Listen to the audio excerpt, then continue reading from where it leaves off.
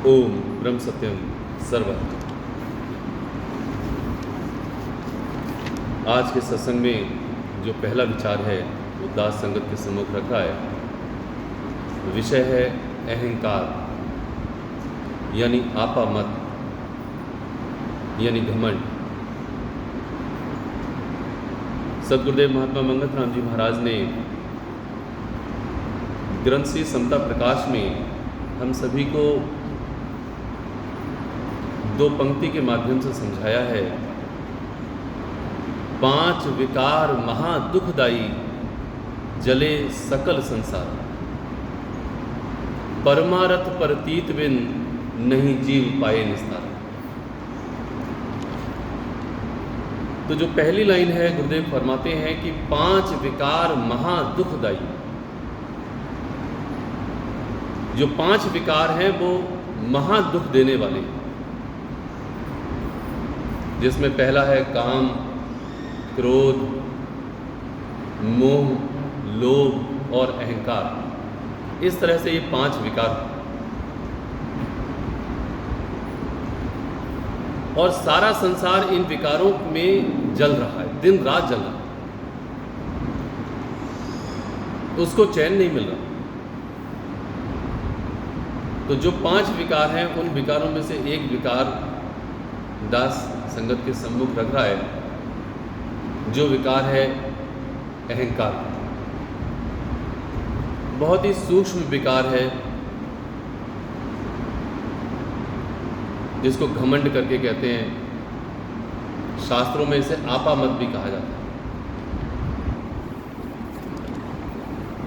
हमारे अंदर अहंकार का जो स्वरूप है वो एक छोटे से उदाहरण से अगर हम समझें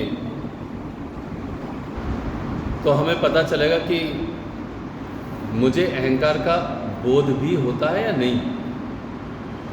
आपने, हम सभी ने सोते हुए सभी इंसानों को देखा होगा,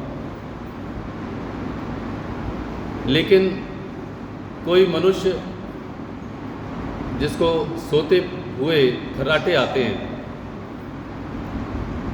तो आप उस व्यक्ति को देख रहे हैं कि उसे खर्राटे आ रहे हैं, सुन भी रहे हैं खर्राटे उसके। लेकिन जब वो व्यक्ति जो सो रहा है, क्या उसको पता है कि खर्राटे मुझे आ रहे हैं? उसे नहीं पता। और जब उसे नींद से जगाओ भी और उसे बताओ देखो तुम खर्राटे लेते हो, आवाज़ें आती हैं, तो उसे उसका पता ही नहीं है कि मैं खर्राटे ले रहा हूँ। तो जिस तरह से उस मनुष्य को अपने ही खर्राटों का पता नहीं होता, ठीक उसी प्रकार से हर मनुष्य को अपने ही अभिमान का, या यूँ कहें अपने ही घमंड का, अपने ही जो अहंकार है उसका भान उसे नहीं होता, उसे उसकी समझ नहीं। ये ठीक वैसी ही बात है जो दास खर्राटों का जो एग्जाम्पल दे रहा है वो बात।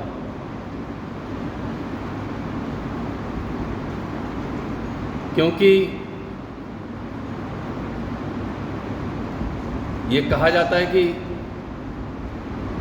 हर कोई मनुष्य अपने अपने ज्ञान के अनुसार, अपने अपने मन और बुद्धि के अनुसार चलता है,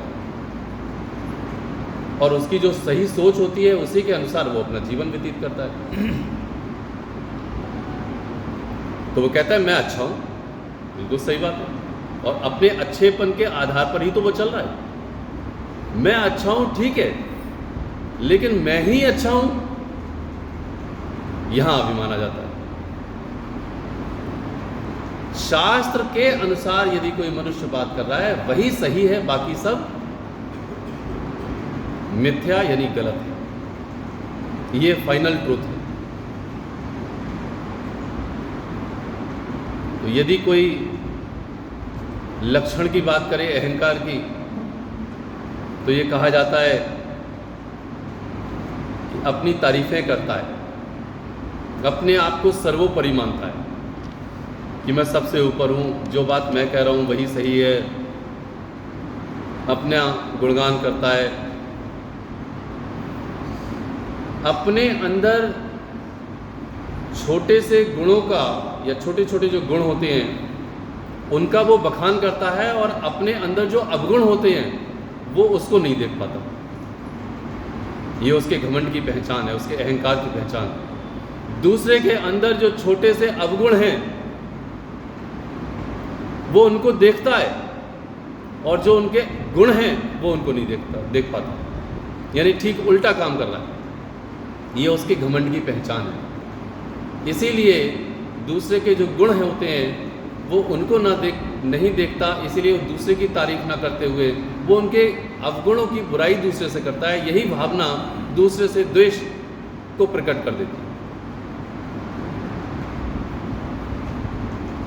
इसीलिए कहा जाता है कि किसी को सुंदरता का घमंड है तो किसी को पद का घमंड है, किसी को जाति का घमंड है, और किसी को अपने अच्छे गुणों का घमंड है, और किसी को तो अपने ही ज्ञान का घमंड है कि मैं बड़ा ज्ञानी हूँ। अपने ही अहंकार में वो वशीभूत होकर के वो रहता है कि मैं बड़ा तपस्वी हूँ, मैं पूर्ण ऋषि का शिष्य हूँ, अर्थात पूर्ण ऋषि महात्मा मंगत राम जी महाराज, कबीरदास, सदगुरुदेव नानक जी महाराज, राम कृष्ण, मैं उनका भक्त हूँ, मैं उनका सेवक हूँ। इसी बात का उसे घमंड है, उसका लेवल लगा हुआ उसे।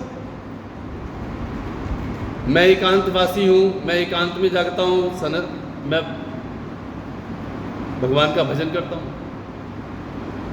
यहाँ तक कि मैं वक्ता हूँ, मैं बोलने वाला हूँ, इसी का घमंड हो जाता है। तो घमंड का बड़ा व्यापक सा स्वरूप है, और ये उसी को पता रहता है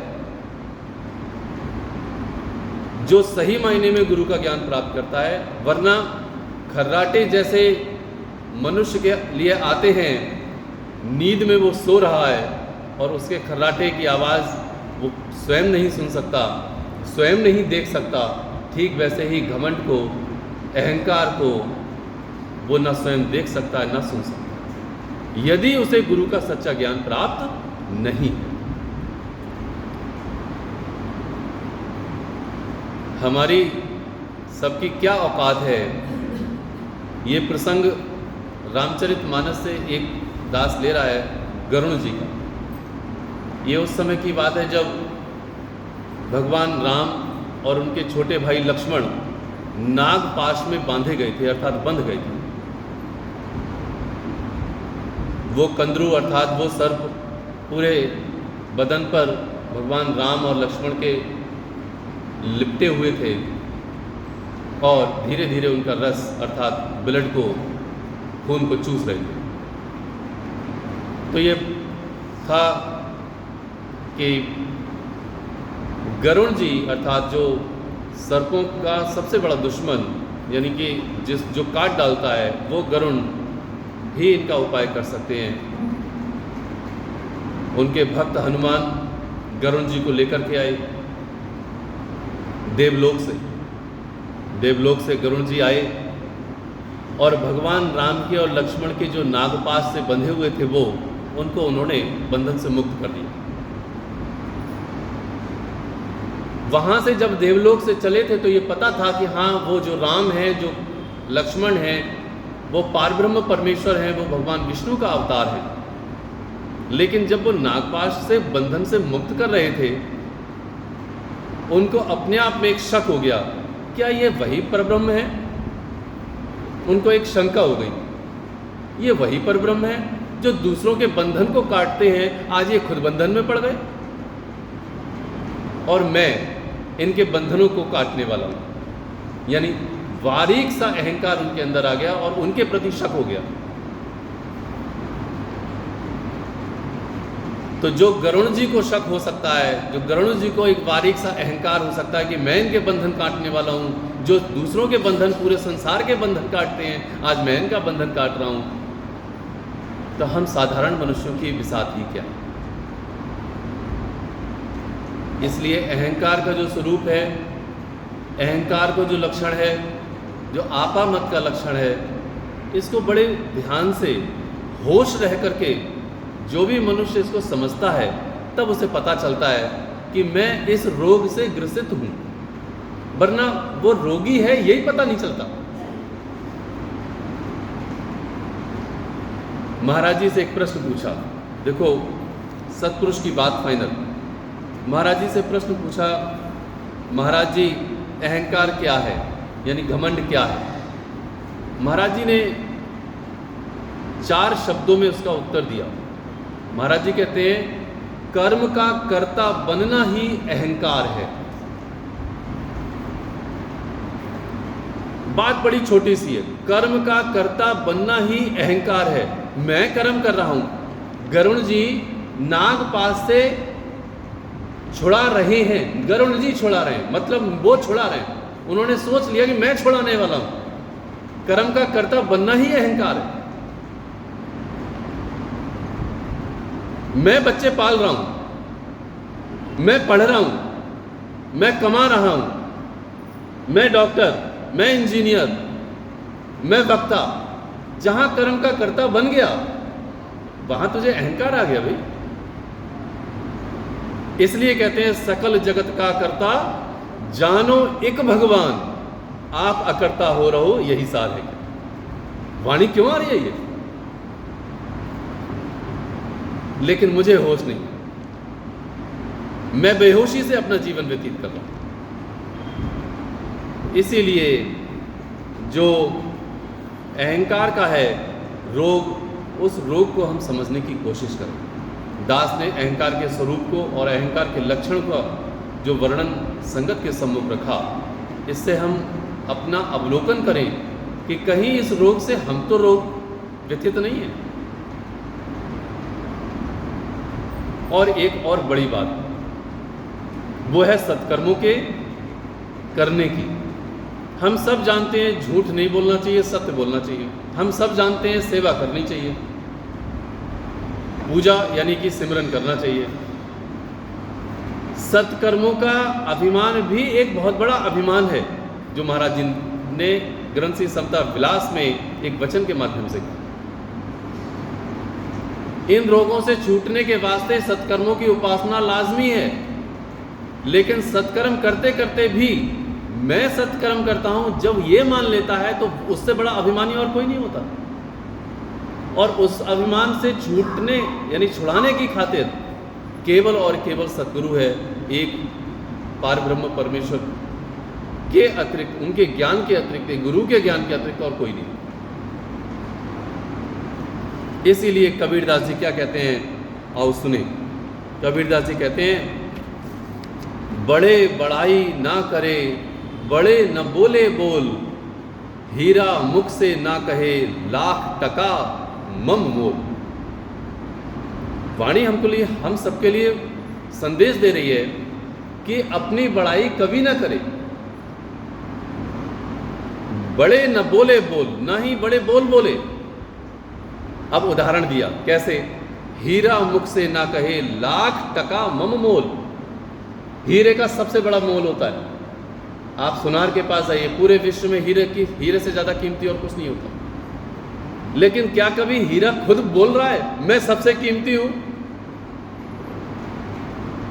आज तक कभी सुना कभी? इसलिए उन्होंने कहा, हीरा मुख से ना कहे, लाख टका मम मोल।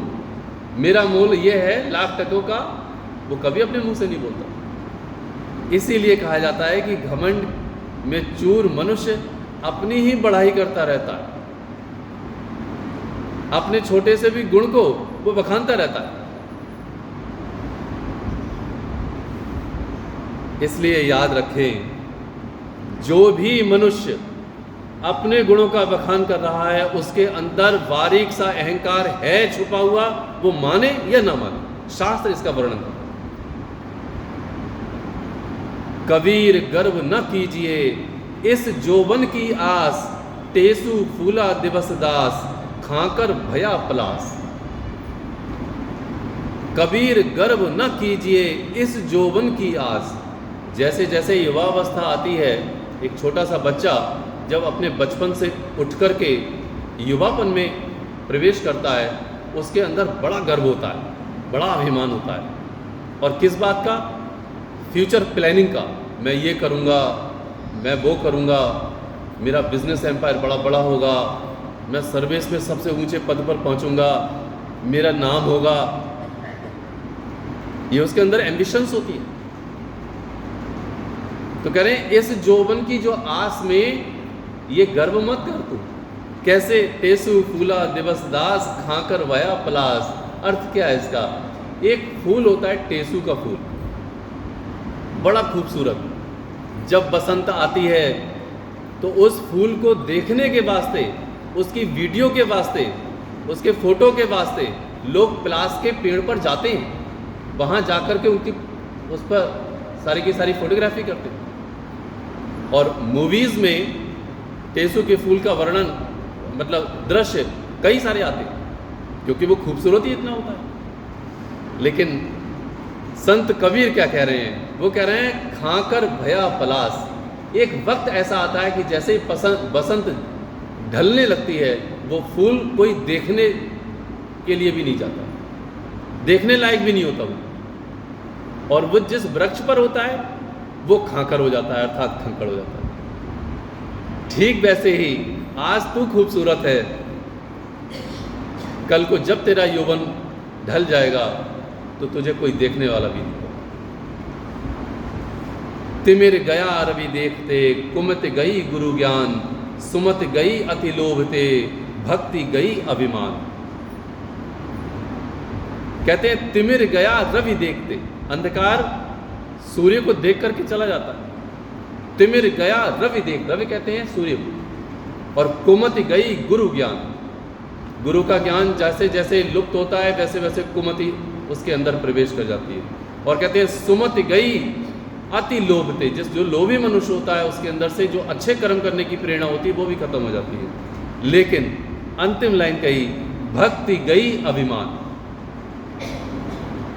जो भक्ति सबसे बड़ी है, वारीक से अभिमान के आने मात्र से भक्ति चली जाती है। और जहां भक्ति गई वहां सब कुछ चला गया,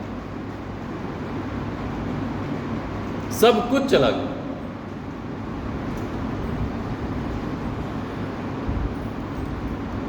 लंका कांड में एक घटना आती है। हम सब जानते हैं भगवान राम से विवाह करने के वास्ते शूर्पणखा ने राम भगवान के आगे प्रस्ताव दिया। भगवान राम ने कहा, भाई देखो ऐसा है, मैं तो पत्नी के साथ हूँ और पत्नी मेरी कुटिया के अंदर है। लक्ष्मण जी की तरफ इशारा किया, भाई वो अकेला है जंगल में, वो अकेला है, उस प्रस्ताव को लक्ष्मण के पास जाओ। शूर्पणखा कामातुर थी, उस समय काम के अधीन थी। भगवान राम ने जब उसके प्रस्ताव को ठुकरा दिया, वो लक्ष्मण के पास पहुंची। लक्ष्मण ने कहा, भाई मैं तो सेवक हूँ, मेरे लिए विवाह अनुचित है और अयोध्या में मेरी पत्नी है। अब वो कहा, लक्ष्मण जी बोले, मेरे स्वामी तो राम हैं, आप राम की सेविका बन जाओ, उन्हीं की दासी बन जाओ, उन्हीं से विवाह करो, वही सर्वसमर्थ हैं, वही मेरे प्रभु हैं, वही मेरे ईश्वर हैं। शूर्पणखा फिर से राम भगवान के पास आ गई, राम भगवान से फिर से प्रार्थना करने लगी। लेकिन भगवान राम जानते थे सभी सारे चरित्र को और सभी चीज़ को, इसलिए भगवान राम ने उनके प्रस्ताव को स्वीकार नहीं किया। और जब ज़्यादा देर हुई तो लक्ष्मण जी जब राम भगवान की तरफ देखने लगे, और लक्ष्मण जी चूँकि सेवक थे तो उनकी नाक और कान दोनों काट ली शूर्पणखा। नाक कान कटने के बाद वही शूर्पणखा जब रावण के पास पहुंची तो दुहाई देने लगी, राक्षसनी होने के बावजूद भी वो रावण जैसे विद्वान को ज्ञान दे रही है कि मैं तुम्हारी बहन हूं और तुम राजा हो, तुम्हारे होते हुए मेरी नाक कान कट गई। और कैसा ज्ञान दे रही है? वो भी अभिमान का ज्ञान दे रही है। आओ सुने, देखो रामचरितमानस में आता है, संगत जति कुमंत्र ते राजा, मानते ज्ञान पान ते लाजा। संगते जति कुमंत्र ते राजा, जो जति होता है, जो सन्यासी होता है, वो अगर गलत संग में पड़ जाए तो उसकी वो पतित हो जाता है। कुमंत्र ते राजा, अगर उसके मंत्री, राजा के मंत्री अगर गलत मिल जाएं तो उसको जो सलाह देंगे वो गलत देंगे और वो राजा भी पतित हो जाए। आगे कहते हैं मानते ज्ञान पानते लाजा। मानते ज्ञान, जो मान अर्थात अभिमान है वो ज्ञान को नष्ट कर देता है। कहते हैं पानते लाजा, यदि कोई शराब पी ले तो उसको लज्जा खत्म हो जाती है। आप देखते हैं शराबी ऐसे होते हैं जिनके लिए ये होश ही नहीं रहता कि मैं किसके सामने क्या कर रहा हूँ और क्या बोल रहा हूँ। आगे कहते हैं कि प्रीत प्रणय बिनु मद ते गुनी, ना सही वेग नीत अस सुनी। सुपर्णखा कह रही है प्रीत प्रणय बिनु मद ते गुनी। अगर कोई बहुत ज़्यादा प्रेम है और बिना विनम्रता के है तो कैसा है, वो बेकार है। मद ते गुनी, जो गुणवान है और जो बहुत ज़्यादा ज्ञानवान है, यदि उसे अहंकार हो जाए तब भी वो पतित हो जाता है। हे रावण, इसलिए तुम किसी भी मंत्री की बात ना सुना। कहते हैं नासई वेग नीत अस सुनी, ये सारे के सारी नीति सारे वेद पुराणों में कही गई है और सारे शास्त्रों में कही गई है। इसलिए तुम मेरी बात सुनो, ना मंत्री की सुनना। अब देखो, बात शास्त्र की कह दी, लेकिन उसका जो इंटरप्रिटेशन, उसकी जो व्याख्या है वो सुपर्णखा अपने फेवर में कर रही है। वो कह रही है तुम अब इनमें से किसी की बात मत सुनना, तुम मेरी बात सुनना, क्योंकि मैं तुम्हारी बहन हूं और मेरा बदला लो। तो शास्त्र की बात कहते हुए भी सुपर्णखा अपने मतलब को सिद्ध कर रही है, लेकिन शास्त्र की वो बात बिल्कुल सच है जो बात कही गई। तो इसीलिए हम इस बात को समझें कि जो अहंकार का दुख है वो बहुत ही बड़ा दुख है। जब गरुण जी काकभूषण जी के पास पहुंचे थे, उस समय भी अहंकार के बारे में एक वर्णन आता है कि अहंकार को डमरुआ शब्द का प्रयोग कहा गया। डमरुआ का मतलब होता है गांठ। वो कैसी गांठ जो हमेशा करकती रहती। कहते हैं अहंकार अति दुखद डमरुआ, दंभ कपट मदमान नेहरुआ। जो अहंकार होता है वो डमरुआ अर्थात बहुत बड़ा गांठ की तरह रोग है, वो हमेशा करकता रहता है सदा से। इसलिए अहंकार के रोग को छोटा रोग ना समझें, घमंड के रोग को छोटा रोग ना समझें। ग्रंथ श्री समता प्रकाश में इस बात के लिए हम सबके लिए समझाया जाता है कि रहमत रब की पाए के मत कीजो अभिमान, अंदर तेरे बस रहा सब कुछ करे पहचान। ये जो कुछ भी मिला है वो प्रभु की दात है, इस पर तू अभिमान मत कर। तेरी वाणी ईश्वर से मिली, तेरे लिए ज्ञान ईश्वर से मिला, तेरे लिए रूप ईश्वर से मिला, यौवन ईश्वर से मिला, सब कुछ तो ईश्वर से मिला है। रहमत रब की पाए के मत की जो अभिमान। ये इलाज की ओर जाने लगे अब हम, और इलाज में साफ साफ वर्णन आता है कि जो कुछ भी मिला है वो ईश्वर की दात से मिला है, तेरा उसमें कुछ भी नहीं। अहंकार का सबसे अच्छा उदाहरण सद्गुरुदेव महात्मा मंगत राम जी महाराज के घटनाओं में से एक घटना में आता है कि शिष्य का अभिमान, शिष्य का अहंकार गुरु कैसे तोड़ता है। आदरणीय प्रेमी देवराज जी, जिनको बड़ा घमंड था कि मैं बड़ा अच्छा वक्ता हूँ, और वास्तविकता भी ऐसी ही थी। जब वो बोलते थे तो लोग खड़े के खड़े रह जाते थे। प्रेमी देवराज जी, तो एक बार की घटना है, सभी के नाम लिखे जा रहे थे, प्रेमी देवराज जी का नाम नहीं लिखा गया। वो बोल ही पड़े, महाराज जी मुझे भी बोलना है, मेरा भी नाम। बोले ठीक है भाई, इनको भी 10 मिनट दे दो। प्रेमी जी ने कहा महाराज जी 10 मिनट से क्या होता है, थोड़ा गला ही साफ होता है, बोलने की शुरुआत होती है। बोले ठीक है, अच्छा 10 मिनट और दे दो, 20 मिनट दे दो।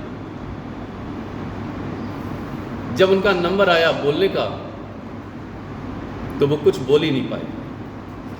बहुत जोर लगाया, अंदर से बोल ही नहीं पाई कुछ। पानी मंगवाया, पानी पिया, लेकिन फिर से कुछ नहीं बोल पाई। आखिर 5 मिनट हो गए मंच पर बैठे हुए, हाथ जोड़ करके उठना ही पड़ा कि आज मेरे साथ पता नहीं क्या हो रहा है, मैं कुछ बोल नहीं पा रहा। बैठ गए, कोई बात नहीं। महाराज जी ने उनसे कुछ नहीं कहा, ना उन्होंने महाराज जी से कुछ कहा। 1 साल व्यतीत हो गया। उनको एहसास हो गया इस बात का पूरे वर्ष तक कि सही मायने में बुलवाने वाला कोई और नहीं, बोलने वाली कोई सत्ता और नहीं, वो केवल और केवल गुरु है, वो ईश्वर है। उनके अहंकार को तोड़ने के वास्ते श्री महाराज जी ने उनके अंदर के सारे संकल्पों को खत्म कर दिया था। 1 वर्ष के बाद फिर से वही नंबर आया, सबके नाम लिखे जा रहे थे, लेकिन आदरणीय प्रेमी देवराज जी चुपचाप बैठे हुए थे, क्योंकि वो पिछले साल के भुक्तभोगी थे। अब महाराज जी ने उनको उनकी तरफ इशारा करके कहा कि देवराज जी का भी नाम लिखो। अब प्रेमी देवराज जी के हाथ जोड़ गए, उन्होंने जोड़ लिया। नहीं महाराज जी, मैं भुक्तभोगी हूँ, मैं पिछली वर्ष देख चुका हूँ। और आंखों में आंसू आ गए। वो जानते थे इस बात के लिए। अब महाराज जी क्या कहते हैं? महाराज जी कहते हैं, प्रेमी अब ये तुमसे कह रहे हैं। महाराज जी अपनी तरफ के लिए अपनी ओर इशारा करते हैं, ये तुमसे कह रहे हैं, किसी का होकर बोला करो। तब उन्होंने शिरधारी किया, और पहली बार की ऐसी घटना थी कि आदरणीय प्रेमी देवराज जी ने जब उस समय विचार दिया, तो उस समय पहली बार संघ समतावाद में तालियां बजी थी। तालियां बजने की इजाज़त नहीं होती। तो अहंकार गुरु ही तोड़ता है, सही मायने में ईश्वर अहंकार तोड़ता है कि तेरी औकात कुछ भी नहीं। मैं अपने आप के लिए बड़ा भारी 30 मार्का समझता हूँ, चौधरी बना घूमता हूँ, मेरा अहंकार 7वें आसमान पर होता है। मैं अपने आप को बड़ा कर्म का करता समझने लगता हूँ और मानने लगता हूँ। इसलिए अंत में दास बस एक इलाज की ओर चलता है कि ग्रंथ श्री समता विलास में श्री महाराज जी ने वचन दिया इसके इलाज के लिए कि आखिर इसका इलाज कैसे हो। श्री महाराज जी कहते हैं, एक ईश्वर को सर्वप्रकाशी जानना और शरीर को क्षणभंगुर जानने से निर्माणता प्राप्त होती है। प्रभु का विश्वास करो, सबसे पहली बात तो ये है। और दूसरी बात यह है कि अपने शरीर को क्षणभंगुर मानो, पलक का पता नहीं। आज हम यहाँ बैठे हुए हैं, घर तक पहुँच पाएंगे नहीं पहुँच पाएंगे पता नहीं है कुछ। यकीन मानिए, यहाँ से घर तक पहुँच पाएंगे इसका कोई पता नहीं। इसलिए कहते हैं दूसरे वचन में महाराज जी कि जिस वक्त मन करके ईश्वर का सिमरण किया जाता है, तमाम देह को नाश रूप देखा जाता है और तमाम कर्मों को ईश्वर आज्ञा में देखा जाता है, उस वक्त अहम भाव यानी कर्तापन, मूल अंधकार का नाश हो जाता है और अविनाशी स्वरूप परम परमेश्वर को वह प्राप्त हो जाता है। तो 2 चीज़ें हैं, एक तो है ईश्वर पर विश्वास, दूसरा है सिमरन। विश्वास के साथ सिमरन करना और अपने ही देह को क्षणभंगुर मानना कि मेरी मौत पता नहीं कब आ जाए। पानी का सा बुलबुला है, पता नहीं कब फूट जाए, लेकिन मैं अपने अभिमान में हूं। तो कहते हैं कि भूल कर ना कीजिए कूड़ी देह का मान, मंगत एक ही पलक में उड़ जाए धूल समान। हम सुन तो लेते हैं, लेकिन गहराई से कभी विचार भी करते हैं कि धूल के समान ये कूड़ी देह कभी उड़ जाएगी। इस कूड़ी देह का कभी अभिमान मत कर। इस अभिमान में ही मैं कर्म का कर्ता बन जाता हूं, यही मेरी सबसे बड़ी भूल है। इसलिए जो शरीर को क्षणभंगुर मानता है और ईश्वर पर विश्वास करके सिमरन करता है, सही मायने में उसी का अहंकार खत्म होता है, उसी का घमंड कम होता है, खत्म होता है और परमात्मा में विलीन हो जाता है। लेकिन सिमरन के वास्ते, ईश्वर के विश्वास के वास्ते मुझे कुछ और भी कार्य करने होते हैं। पहला सादगी, दूसरा सेवा, सत्संग और एक ईश्वर पर भरोसा रख के सत्य के आधार पर जीवन व्यतीत करो। कि भैया सत्संग सुना करो, तभी ईश्वर पर विश्वास होगा। पक्के इरादे के साथ सत्संग सुनो, और जो सत्संग में सुनाया जा रहा है, जो वचन मुझे दिया जा रहा है, वो वचन मेरे वास्ते है। गुरु ने मेरे वास्ते ये वचन दिया, ये वाणी मेरे वास्ते दी है, ये श्लोक मेरे वास्ते दिया है। और तू सेवा कर। जब मैंने सत्संग सुन लिया तो मैं सेवा पे लग जाऊं। कुत्ते को रोटी डालूं, चींटियों को कुछ डालूं दाना, मछलियों को दाना डालूं, हर तरह से सेवा करें। जिसके पास कपड़े नहीं है कपड़े दे दें, जिसके पास चिकित्सा के लिए पैसे नहीं है उसको दवाई दे दें, जिसके पास रोटी खाने को नहीं उसको आटा दे दें। भैया सेवा करो। जब हम धीरे धीरे सेवा करेंगे, धीरे धीरे हम सत्संग सुनेंगे नित्य प्रति होकर के, तब मेरे अंदर विश्वास बढ़ जाएगा। और जब विश्वास बढ़ेगा तब परमात्मा में मेरा मन अर्थात सिमरन में मेरा मन लग जाएगा। सिमरन में मन लगते ही मेरे अंदर से जो भाव है वो ऑटोमेटिकली, जो क्षणभंगुर देह है वो आने लगेगी। यहाँ सही बात है कि ये जो देह है वो मेरी क्षणभंगुर है, ये नाशवान है। तो क्षणभंगुर देह को मानने लगूंगा, ईश्वर विश्वास करके सिमरन करने लगूंगा, तो एक दिन ऐसा आएगा कि मेरा जो अहंकार है वो खत्म हो जाएगा। और क्या होगा? तू करता, तू हरता, सर्व तेरी आज्ञा। केवल ये बात याद आएगी कि सकल जगत का करता, जानो एक भगवान, आप अकर्ता हो रहो, यही सार है क्या। तो सारे जगत का कर्ता एक ईश्वर को मानने लगेगा वो, और परमात्मा में उसकी बुद्धि, उसका मन रमण करने लगेगा, और वो परमात्मा की गोद में जाकर के सो जाएगा। यही उसका अंतिम लक्ष्य है, यही उसकी पराकाष्ठा है, और इस अहंकार से छूट करके वो परमात्मा में विलीन हुआ। ओम ब्रह्म सत्यम सर्वदा।